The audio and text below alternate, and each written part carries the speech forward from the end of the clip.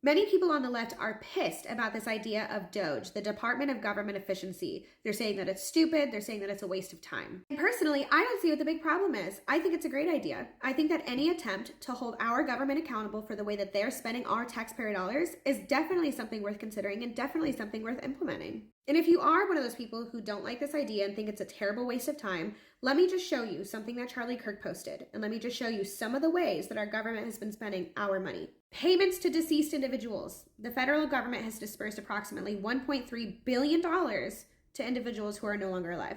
Extravagant government travel. For example, he says a trip by the Biden administration to Ireland cost taxpayers $4 million.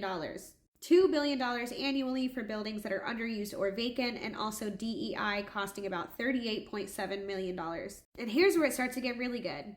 Research on Russian cats. The National Institutes of Health allocated $549,000 to study the movement of Russian cats on treadmills. And then we have transgender monkeys research. The NIH also spent $477,000 on studies involving transgender monkeys. Next up, we have a department grant that funded over $20,000 for drag shows in Ecuador. And then we have improper payments in federal programs. In fiscal year 2020, the government made $98 billion in improper payments. That right there should be enough to tell you that we desperately need government accountability. I mean, transgender monkeys, come on. And I mean, just imagine how much better our nation would look if we actually used that money and poured it back into our economy, back into our infrastructure, back into our communities. And I mean, one of the largest examples that we're seeing today, Hurricane Helene survivors only received $750 of aid if they qualified, while Ukraine continues to receive billions.